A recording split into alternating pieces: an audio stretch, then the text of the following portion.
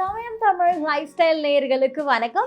இன்னைக்கு இந்த வீடியோல நம்மளோட உடல் எடையை எப்படி ஆரோக்கியமா குறைக்கிறது அப்படிங்கறத பத்தி தான் இந்த வீடியோல பார்க்க போறோம். எல்லாரும் எக்ஸசைஸ் பண்ணணும், இல்ல மார்னிங் வாக் போகணும், இல்ல ஜிம்முக்கு போகணும், இப்படிதான் நம்மளோட உடல் எடை குறையும் அப்படின்னு நினைச்சிட்டு இருக்கீங்க. பட் இது எல்லாமே சுத்தமான போய்.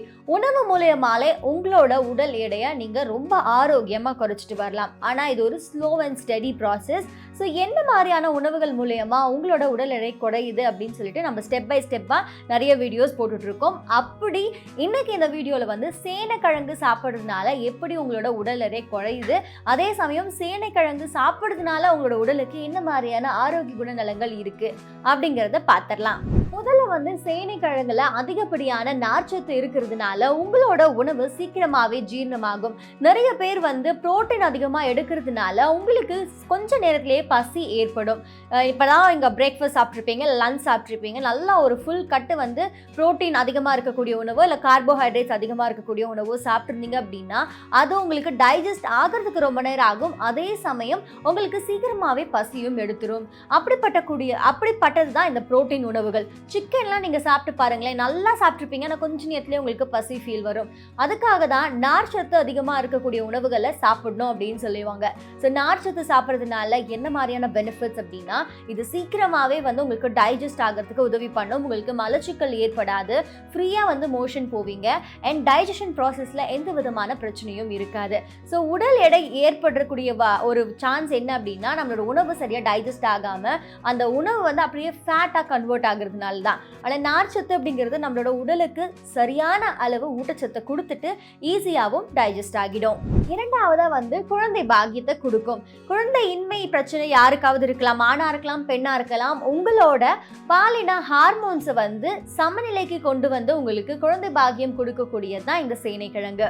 மூன்றாவதா நீரிழிவு சிகிச்சைக்கும் இது ரொம்பவே உதவி பண்ணும். இயற்கையாகவே ஒரு சின்ன ஸ்வீட்னஸோடு இருக்கக்கூடியது தான் இந்த சேனைக்கிழங்கு. இது சர்க்கரை நோயாளிகள் சாப்பிட்டு வரதுனால அவங்களோட ரத்த சர்க்கரையின் அளவு சமநிலைக்கு வரும். அதனால தான் சொல்லுவாங்க சுகர் பேஷண்ட்ஸ் எல்லாமே இந்த சேனைக்கிழங்கு கண்டிப்பாக சாப்பிட்டுட்டு வரணும்னு சொல்லிட்டு.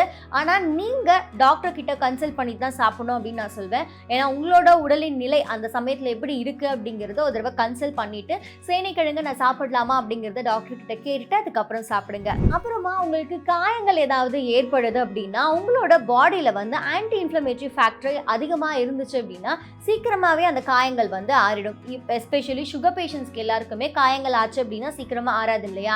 ஆனால் இந்த சேனைக்கிழங்கு சாப்பிட்றதுனால அவங்களோட உடம்புல ஆன்டி இன்ஃப்ளமேட்டரி ப்ராப்பர்ட்டிஸ் அதிகமாகிறதுனால சீக்கிரமாகவே அந்த காயங்கள் அந்த ரத்தம் கசிஞ்சிட்டே இருக்கும்போது டக்குன்னு அது கட்டி ஆயிடணும். சிலருக்குலாம் அது நிற்காம போய்கிட்டே இருக்கும். அந்த மாதிரி போச்சு அப்படின்னா அவங்களோட பாடியில் பிளட்டோட அளவு குறையிறதோட உங்களுக்கு ஆன்டி இன்ஃப்ளமேட்டரி ப்ராப்பர்ட்டியும் அதே சமயம் இம்யூனும் உங்களுக்கு கம்மியாக இருக்கிறதா அர்த்தம். அதனால சேனைக்கிழங்கு சாப்பிட்டுட்டு வந்தீங்க அப்படின்னா உங்களோட பாடியில் anti inflammatory properties, immune system எல்லாமே பூஸ்டப் ஆகும். புற்றுநோய் வரக்கூடிய வாய்ப்புகளையும் இந்த சேனைக்கிழங்கு குறைக்குது. இதில் இருக்கக்கூடிய anti inflammatory properties and anti oxidants புற்றுநோயால் ஏற்படக்கூடிய அந்த செல்கள் எல்லாம் சீக்கிரமாகவே ஸ்ப்ரெட் ஆகாமல் அதை அழிக்க பார்க்கும். ஃப்ரீ ரேடிகல்ஸ் எல்லாத்தையுமே உங்களோட உடம்புல சேர விடாமல் வெளியேற்றக்கூடியது தான் இந்த சேனைக்கிழங்கு.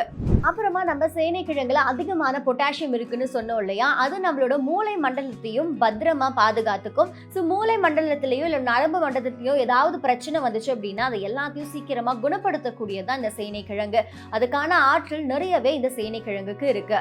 ஸோ நீங்க உங்களுக்கு தலைவலி அதிகமா வருதுன்னு ஃபீல் பண்றீங்களா, இல்ல உங்களோட பின்மண்டை வலி இந்த மாதிரி ஏதாவது இருந்தது அப்படின்னா சேனைக்கிழங்கு சாப்பிட்டு வர்றதுனால உங்களுக்கு இந்த நரம்பு மண்டலத்திலையும் மூளை மண்டலத்திலையும் ஏற்படக்கூடிய பிரச்சனை சீக்கிரமாகவே குணமாகிடும்.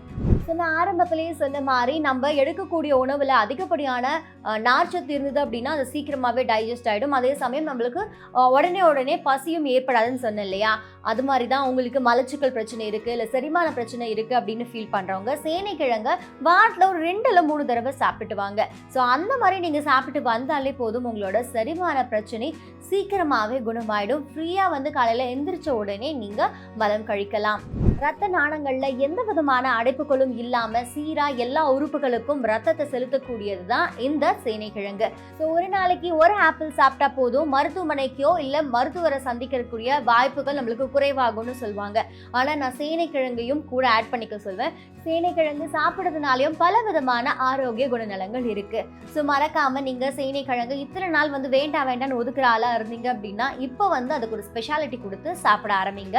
இன்னும் இந்த மாதிரியான பல சுவாரஸ்யமான இன்ஃபர்மேட்டிவான தகவல்களை தெரிஞ்சுக்க சமயம் தமிழ் லைஃப் ஸ்டைல் சேனலை சப்ஸ்கிரைப் பண்ணுங்க.